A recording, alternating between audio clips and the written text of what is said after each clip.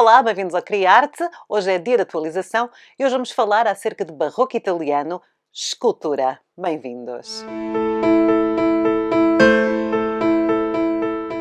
Olá, bem-vindos ao Criarte. O meu nome é Sara. Hoje é segunda-feira, dia de atualização no nosso canal e hoje o Criarte vai continuar com o barroco. Hoje temos um vídeo acerca da escultura do barroco italiano. Vamos então aprender um bocadinho mais acerca da escultura do barroco italiano. Mas atenção que nós temos que ir a Roma porque é lá que encontramos os escultores do barroco. E hoje vamos falar de um escultor. Na verdade, quando se fala de escultura barroca, temos que falar do Bernini. Nós já temos vídeos aqui no nosso canal acerca do Bernini, porque toda a gente sabe que o Bernini também era um excelente arquiteto, não é verdade? Nós falámos muito do Bernini quando fizemos os vídeos acerca da arquitetura. Nós começamos pela arquitetura, depois escultura, depois pintura. Temos até um vídeo especial que eu vou deixar aqui o link, foi um dos vídeos que eu mais gostei de fazer aqui no nosso canal, que é um arquiteto barroco contra o outro, que é o Borromini contra o Bernini. Hoje vamos falar no Bernini do contexto da escultura, porque ele resume em si tudo o que é a escultura barroca. Se quiserem perceber a escultura barroca, basta olhar para uma das obras do Bernini. Vamos hoje então analisar as obras do Bernini e perceber qual é a diferença entre a escultura do Bernini, que é a escultura barroca, e aquela escultura que vinha do Renascimento, a chamada escultura mais clássica, como as do Miguel Ângelo, por exemplo. Vamos então começar.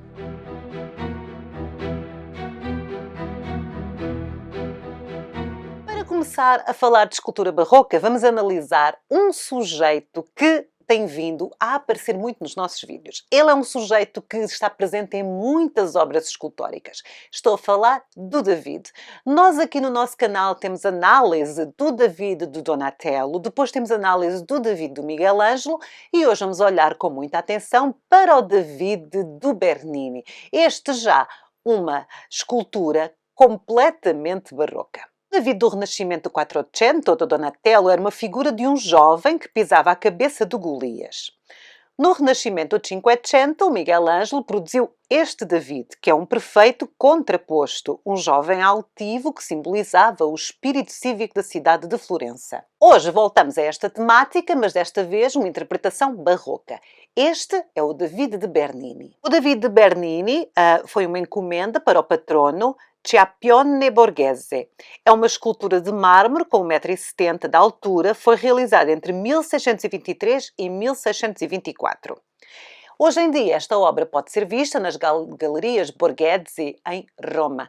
Estas galerias têm o maior acervo de peças de Bernini, peças escultóricas. Portanto, se vocês são fãs de escultura e gostam de escultura barroca, este é um daqueles sítios a visitar em Roma. Eu vou deixar no link da descrição o link para estas galerias, as galerias Borghese. O sujeito desta obra, o David, vem do Antigo Testamento e retrata o jovem que mais tarde se tornará o rei David. Jovem na batalha contra o gigante Golias, David despe a armadura e, desarmado, enfrenta o gigante só com pedras. Como Deus está do lado de Israel, David derrota o gigante com apenas uma pedra. Depois do gigante cair, David usa a espada de Golias e corta-lhe a cabeça. Aqui o Bernini decide retratar o jovem em plena batalha. É diferente porque no Donatello tinha decidido retratar o David após a batalha. Ele já tem o pé em cima da cabeça do gigante. Depois o Miguel Ângelo decidiu fazer o David antes da batalha. Ele está com um olhar pensativo, dá a sensação que ele está a determinar o que é que vai fazer. Aqui o Bernini, que era um homem do barroco, que o barroco gosta de movimento, gosta de linhas curvas, não gosta de linhas verticais e horizontais, decide retratar, então, o momento da batalha, algo com muito mais emoção e com muito mais movimento. O Bernini, antes de começar esta obra, decidiu estudar o David do Miguel Ângelo. Ele estudou as suas linhas mais clássicas, estudou o contraposto, mas não era nada disso que ele queria fazer. Ele queria fazer uma coisa muito mais dinâmica. O David do Miguel Ângelo representa os ideais do Renascimento, a serenidade, a lógica, a simetria, a geometria. O David de Bernini representa os ideais do Barroco, a emoção, o drama, o movimento. Nada aqui tem a ver com aquelas linhas verticais e horizontais.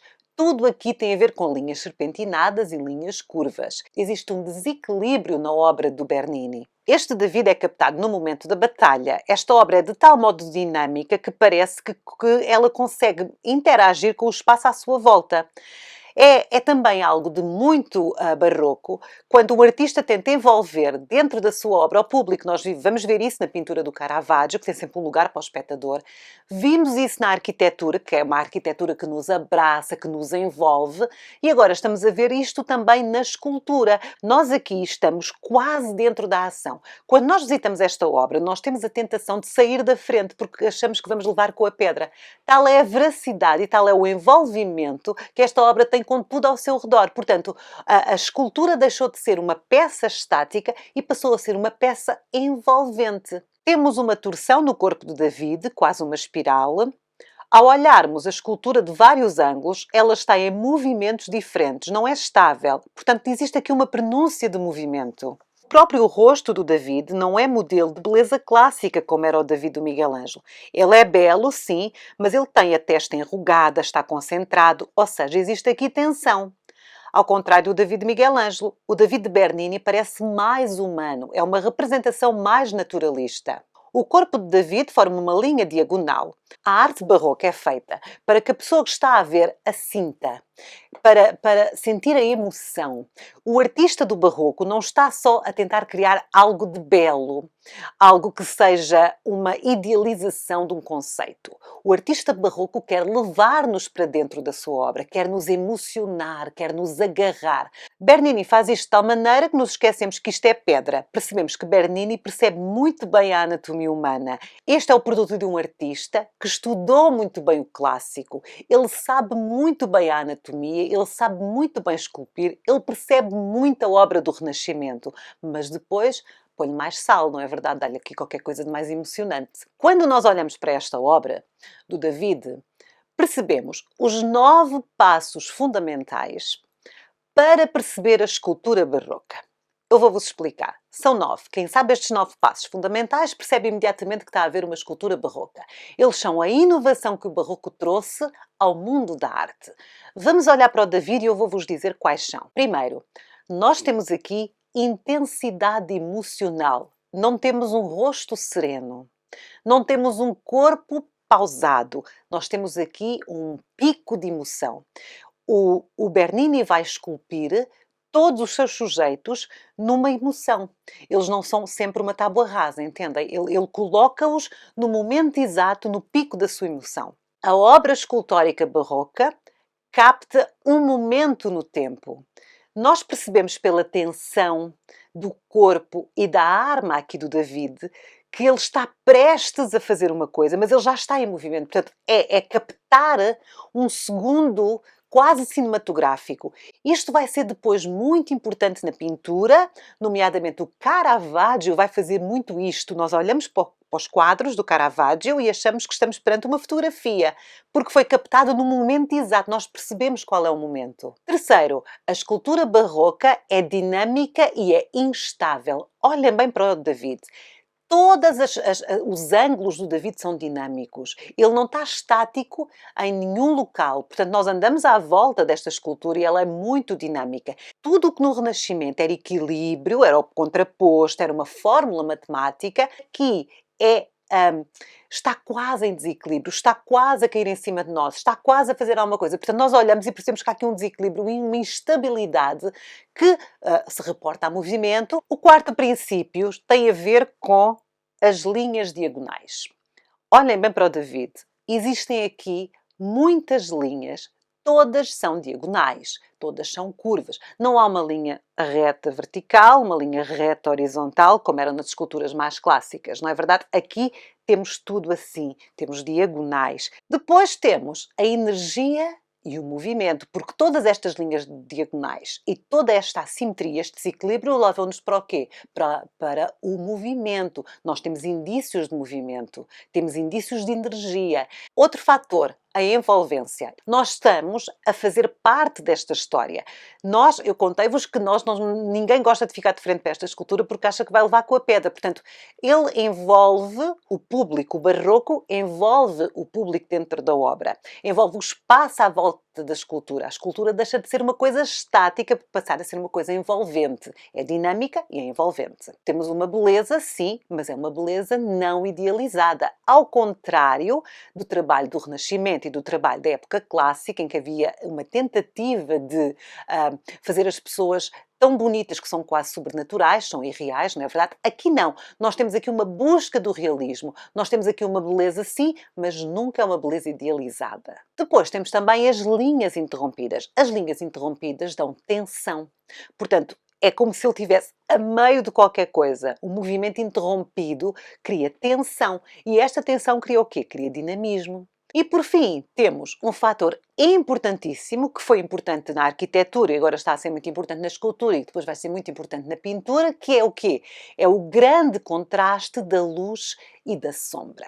Se nós olharmos à volta desta escultura, quando a luz incide, nós temos um grande contraste da parte que está com luz iluminada e da parte que está na sombra. Este contraste de luz e sombra cria quê? Mais dramatismo, cria ainda mais movimento, cria ainda mais desequilíbrio. Portanto, o escultor barroco trabalha a luz e a sombra tal como um pintor.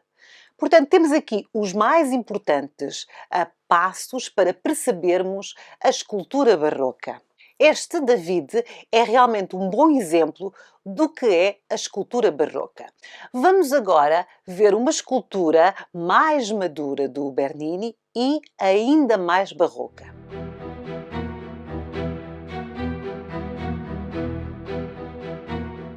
Então nós já falámos do David, que realmente marcou o barroco. Agora vamos falar de uma outra obra que é considerada uma obra mais importante ainda dentro da escultura do barroco. Eu só vou falar de Bernini neste vídeo. Há outros escultores barrocos. Se vocês quiserem saber mais acerca deles, podem deixar aí nos comentários se querem ou não. Eu gravo uns vídeos pequeninos acerca desses outros escultores. Mas eu hoje vou mais falar do Bernini, que é assim considerado o maior escultor do barroco. E vou falar de uma obra muito importante para ele. Ela é muito importante no barroco e era muito importante também para o Bernini, porque o Bernini era um homem de fé. Portanto, ele era uma pessoa espiritual, apesar de ter aquele temperamento violento, eu já vos falei acerca da vida dele, apesar de ser um bom vivão, um amante das mulheres, um amante das festas, ele era uma pessoa extremamente espiritual. E ele trouxe a espiritualidade para esta obra. Esta escultura é a sua obra mais conhecida e chama-se o Êxtase de Santa Teresa. Foi realizada entre 1645 e 1652 e pode ser vista na Capella Cornaro, na Igreja de Santa Maria della Vittoria, em Roma. Esta é considerada a sua obra-prima e é uma obra que integra duas artes amadas pelo Bernini. Ele não se limitava a uma forma de arte. O Bernini era arquiteto, era escultor, e era pintor e era muitas outras coisas. O que ele fazia era, quase que criava instalações. Quando nós analisamos a Basílica de São Pedro e vimos a Cata da Petri, que foi uma obra do Bernini, percebemos que ele tinha juntado o quê? Tinha juntado a escultura com a arquitetura. O que ele faz no Êxtase de Santa Teresa é juntar a escultura com a pintura e com a arquitetura. Ele juntou aqui as suas duas grandes obras amadas, que é a arquitetura e a escultura, e ainda pintou um frescozinho lá por cima. E tudo isto é uma peça só. É difícil muitas vezes para nós, enquanto espectadores, traçarmos a linha com o Bernini, onde é que acaba a arquitetura e onde é que começa a escultura. Portanto, nós temos aqui uma escultura do Bernini, onde ele também usou a pintura. O mármore foi todo pintado por Bernini e também os frescos no teto e ainda o vitral. É quase uma instalação. O sujeito desta obra é o êxtase religioso de Santa Teresa. Aqui nesta obra a santa está a ter uma visão de um anjo e o Bernini inspirou-se nas cartas da santa onde ela conta a experiência das suas visões. Eu agora vou-vos ler um pedaço da carta em que o Bernini se inspirou e vocês vão perceber perfeitamente onde é que ele foi buscar toda a simbologia para a sua obra. Vou ler. Ao meu lado, à esquerda, apareceu um anjo em forma humana. Ele não era alto, mas baixo e muito belo. O seu rosto era tão ardente que aparentava ser um dos anjos superiores e parecia estar em chamas. Em suas mãos vi uma lança de ouro e na ponta de ferro aparentava ter uma ponta em fogo. E esta ele lançou no meu coração várias vezes, para que penetrasse nas minhas entranhas. Quando ele a puxou de mim, senti que ele as levou consigo, deixando-me totalmente consumida pelo amor de Deus. A dor era tão severa que me fez soltar vários gemidos. A doçura causada em mim por esta dor intensa é tão extrema que não posso querer que pare, nem a alma se contenta com nada que não seja Deus. Esta não é uma dor física, mas espiritual, apesar do corpo ter uma participação nela considerável até mesmo. Esta última passagem é muito importante para o Bernini, porque ele usou a dor física para demonstrar o êxtase espiritual. O Bernini traduziu a experiência entre o corpo físico e o espiritual em pedra. Por um lado, temos este anjo deslumbrante com a lança apontando diretamente para a santa, que se contorce sob o tecido pesado. O anjo tem um sorriso muito doce e angelical no seu rosto. O seu corpo é gracioso. O tecido que o veste é leve e parece que o vento sopra e envolve o tecido do seu corpo suavemente. E atenção, que ele coloca aqui o elemento invisível. O elemento invisível é muito importante, nós já tínhamos falado nisto quando falámos na Basílica de São Pedro, quando eu vos mostrei as esculturas dos homens santos da Igreja, na verdade dos doutores da Igreja. O Bernini tinha usado ali o elemento invisível. Aqui também o usa, portanto nós sabemos que há aqui vento, ele não está representado, é um elemento invisível que vem realmente da época clássica, helenística, não é verdade?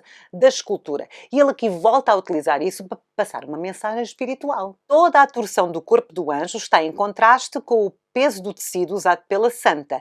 Ela é da terra, ele é divino.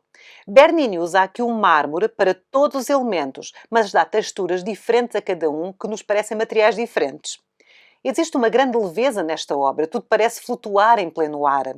Bernini usou uma sustentação a partir de um recuo profundo que fez a zona abaixo da obra ficar na sombra e a obra ficar iluminada. Ele usa a luz e a sombra como parte integrante da sua obra. Esta é uma obra onde Bernini usa todo o drama e todo o teatro do barroco, todo o ouro e todo o mármore para exprimir uma relação direta entre o indivíduo e o reino espiritual. Nós não podemos esquecer que estamos a viver a Contra-Reforma. Os protestantes protestavam que a Igreja usava demasiado ouro, demasiado mármore, dava demasiada atenção a todo este teatro da arte dentro da Igreja. E o que é que o Bernini faz? Faz exatamente tudo aquilo pela qual a Igreja é criticada. Ele coloca ouro em todo lado, mármore, portanto é tudo muito luxuoso e ainda dá um contraste tão grande de luz e de sombras e de vários materiais a esta obra que faz com que ela seja a estrela desta igreja. Já vimos que uma das características da arte barroca é envolver o observador e aqui o Bernini consegue exatamente isso de várias formas. De cada lado da obra vemos esculturas de relevo de figuras que parecem estar num teatro, como se nós também fizéssemos parte desse espetáculo. Nós somos parte do trabalho da arte. Nós temos, é que parece um anfiteatro, não é verdade? Eles estão no palco, temos o êxtase de Santa Teresa, a Santa e o Anjo no palco. De lado temos as pessoas a olhar e nós estamos de frente, no melhor lugar da casa, a assistir a tudo isto. Portanto, o Bernini criou isto como um espetáculo. Esta escultura é muito, muito importante, é muito bonita, é muito conhecida e é realmente um marco da escultura do barroco. Eu acho que deu para perceber com estas duas esculturas o que é que o barroco trouxe de novo para o mundo da escultura. Fizemos as 9 parâmetros de inovações com o David e agora estão aqui a ser ainda mais reforçadas. Tudo aquilo que dissemos acerca do David temos aqui ainda mais, não é verdade? Temos dinamismo, temos tensão, temos tudo aqui, temos as linhas diagonais, temos tudo o que é importante para o barroco. Espero que tenham gostado, nós vamos ficar por aqui. Nas próximas semanas vamos analisar mais algumas obras barrocas do Bernini. Se vocês quiserem que eu analise de outros escultores barrocos, por favor, deixem nos comentários. Não se esqueçam de fazer gosto, de subscrever e de partilhar o nosso canal. E também, se quiserem, podem nos seguir nas redes sociais. Eu tenho várias redes sociais do Criarte. Do Facebook é onde eu coloco muita partilha de imagens de arte. Claro que o Bernini está lá, ele é um dos meus escultores preferidos, e arquitetos e tudo. Ok? Desse lado, fiquem bem. Nós encontramos na próxima semana. Por hoje é tudo. Fiquem bem. Eu sou a Sara. Tchau!